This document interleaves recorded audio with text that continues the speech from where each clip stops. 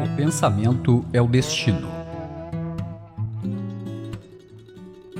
Você pensa e seus pensamentos se materializam como experiência. E assim é que, embora, em geral, você o desconheça, está traçando os desígnios do seu próprio destino, aqui e agora, pelo modo que se permite pensar dia após dia e o dia todo. Está tudo em suas mãos. Ninguém, exceto você mesmo, pode derrotá-lo. Mas ninguém pode metê-lo em dificuldades ou limitá-lo. Nem pais, nem mulheres, nem maridos, nem empregadores, nem vizinhos, nem pobreza, nem ignorância, nem outro poder qualquer pode impedir o seu acesso àquilo a que tem direito, depois que aprender a pensar. A ciência do viver é a ciência do pensar. Não seja uma rainha trágica. Quando as coisas estão dando muito errado, há uma forte tentação de desempenharmos um papel trágico, de nos sentirmos profundamente feridos, até mesmo amargos. O resultado disso, contudo, é apenas tornar mais fácil endireitar as coisas de novo. Na verdade, pode ser até impossível demonstrar enquanto perdurar tal atitude. A autopiedade, que faz com que sintamos pena de nós mesmos, parece oferecer uma fuga da responsabilidade. Porém, é uma droga fatal. Confunde os sentimentos, cega a razão e nos deixa à mercê das condições externas. Nos dramas antigos, um dos papéis prediletos era o da rainha trágica, que andava para lá e para cá no palco, toda de preto, com um ar intolerável de inocência ofendida, nunca fazia tentativa alguma para endireitar as coisas, e invariavelmente tinha um fim muito triste. Não seja uma rainha trágica, quer você seja homem ou mulher, pois não é uma questão de sexo, mas de ponto de vista mental. Aconteça o que acontecer, recuse-se a encará-lo de modo trágico. Repudie firmemente a coroa do martírio. Se não puder rir de si mesmo, que é o melhor dos remédios, ao menos tente enfrentar a dificuldade de modo objetivo, como se dissesse respeito a outra pessoa. Ser trágico é aceitar a derrota. Recusar-se a ser trágico é afirmar a vitória. Saiba que você pode ser vitorioso e insista na vitória. Perceba, Deus em mim é mais forte do que qualquer coisa que eu tenha que enfrentar. A verdade fundamental. A principal revelação da doutrina de Jesus Cristo é a onipresença e a disponibilidade de Deus, e a crença de que, como Deus, não apenas transcende ao seu universo, mas é por toda parte imanente nele, reside nele. O universo deve, na realidade, refletir a sua perfeição.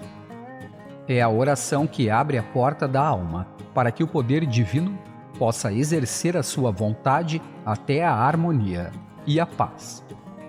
Esta religião prega que as doenças físicas são, na verdade, males da alma, manifestados no corpo, e que depois da cura da alma, o que se segue é a cura do corpo. A alma é vivificada por meio de uma aproximação com Deus através da prece e da meditação, e por meio de uma modificação da conduta exterior para torná-la mais harmoniosa com a lei de Deus. Prega a eficácia da oração científica para reformular a vida inteira, com a obtenção de saúde, harmonia e desenvolvimento espiritual. Com oração científica, queremos nos referir à prática da presença de Deus. Registre a alegria e conserve-a. Se você realmente crê na existência de Deus, deve ser feliz e alegre. Mesmo que por ora as condições sejam difíceis ou repugnantes, você deve entender que tais coisas não passam de uma imagem temporária. Deus detém todo o poder, e Deus é bom. Portanto, a vida também deve ser boa. Depois que se convence disso, é apenas questão de tempo, até que demonstre saúde e felicidade. Enfrente o mundo com um sorriso. Você deve isso a Deus, ao semelhante e, acima de tudo, a si próprio. Se anda por aí com cara de enterro, o que pode esperar atrair do mundo? Quando digo sorrir, é claro que falo de um sorriso de verdade, não um sorriso artificial, pois este é a coisa mais triste de se ver. Todos conhecemos pessoas que vivem com um sorriso fixo, frio, quase profissional, pregado na cara. Na verdade, aquilo não é um sorriso, é apenas uma alteração permanente do rosto. Sorria mesmo que custe um pouco no começo, e continue sorrindo até que se torne espontâneo. Como se tornará? Numa linguagem cinematográfica, registre alegria e conserve-a. Altares toscos. E se me fizerdes um altar de pedra, não o fareis de pedra talhada. Pois se levardes até ele vossas ferramentas, o tereis polido. Êxodo 20, 25. O segredo do sucesso na prece é ser simples, direto e espontâneo. Qualquer tipo de elaboração romperá o contato espiritual e resultará em fracasso. No texto citado acima, foi dito aos israelitas que não deviam polir, talhar ou elaborar de qualquer outra forma os seus altares, utilizando apenas uma pilha de pedras toscas. Na Bíblia, Israel representa qualquer um que creia em Deus e na oração. E assim estamos vendo por meio desse texto que a oração eficaz é algo direto e imediato. Logo que você começa a elaborar, está usando o intelecto, e com o intelecto não se pode obter contato espiritual. O intelecto é uma coisa excelente dentro da sua esfera, rigidamente limitada, mas não se pode orar intelectualmente. Sempre que a sua atividade mental entra na história, especialmente se acha que está sendo muito esperto ou literário, você pode estar se divertindo muito, mas é certo que não está rezando. Se um tigre pulasse janela dentro, você não ficaria elaborando nem se entregando a especulações metafísicas abstratas. Rezaria muito diretamente e faria sua demonstração com toda a probabilidade. Não há lição muito prática neste exemplo.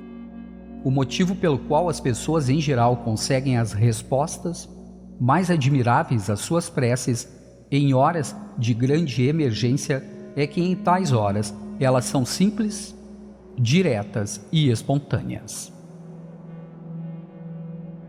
Fé.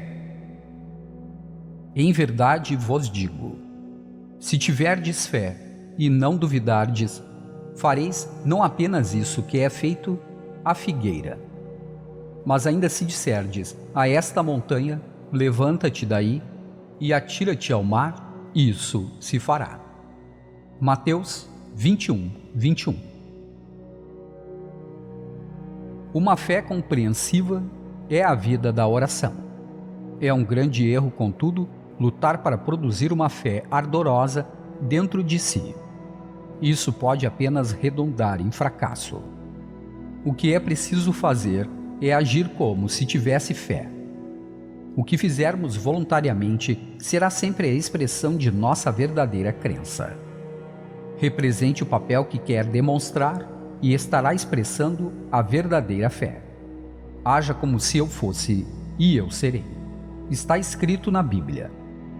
Isso é usar corretamente a vontade, cientificamente falando.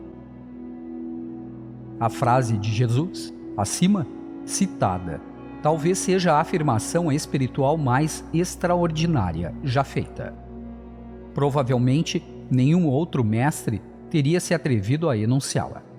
Mas Jesus conhecia a lei da fé e a provou muitas vezes.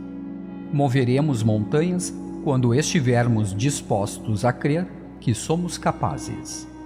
E então, não apenas as montanhas serão movidas, mas todo o planeta será redimido e reformado segundo o padrão na montanha. Conheça a verdade sobre seus problemas. Assevere o domínio espiritual. Evite tensão e excesso de ansiedade. Espere que sua oração seja atendida e haja como se o esperasse. Construindo e derrubando. Para resolver um problema ou trazer algo de bom para a sua vida, é preciso fazer um novo arranjo mental com respeito ao assunto em questão. Paulo nos diz que somos transformados pela renovação de nossas mentes. Na verdade, grande parte daquilo a que chamamos de tratamento é, na verdade, a criação de uma nova atitude mental. Dessa maneira, é preciso derrubar o antigo conceito mental e construir cuidadosamente um novo. Assim como um prédio velho precisa ser derrubado para que se possa construir um novo no mesmo local. Muitas pessoas entendem tudo isso em princípio, mas não conseguem demonstrar porque não o fazem logicamente na prática. Durante o tratamento, constroem com cuidado a nova estrutura mental. Mas tão logo o tratamento acaba, em vez de preservar fielmente a estrutura intacta, o tempo suficiente para que se materialize externamente, logo tornam a derrubá-la pelo pensamento negativo. É como se um pedreiro passasse a manhã construindo uma parede e depois passasse a tarde derrubando o que construíra. É óbvio que iria trabalhar desse jeito ano após ano, sem jamais realizar coisa alguma. Se isso parece estar acontecendo com você, provavelmente se deve à mesma causa: construir seguido de derrubar. Somos transformados pela renovação de nossas mentes. Fuja para as montanhas. Quando virdes estabelecida no lugar santo a abominação da desolação, que foi predita pelo profeta Daniel, o leitor entenda bem. Então que os habitantes da Judéia fujam para as montanhas. Aquele que está no terraço da casa não desça para retirar nada da sua casa. E aquele que está no campo não volte para buscar suas roupas. Mateus 24, 15, 18. Tão logo você se flagre, tendo um pensamento negativo, deve rejeitá-lo no mesmo instante. Mude imediatamente a sua atenção para a presença de Deus. Não se detenha para dizer adeus ao pensamento errado, mas rompa de imediato a ligação e ocupe a mente com o bem. Ficará surpreso ao ver quantas dificuldades começarão a sumir da sua vida. Na verdade, podemos dizer que quando o erro se apresenta na consciência, os 5 primeiros segundos são de ouro. No texto acima citado, Jesus ensina essa lição a seu modo bem explícito. A aplicação imediata dessas palavras era naturalmente ao próximo cerco de Jerusalém.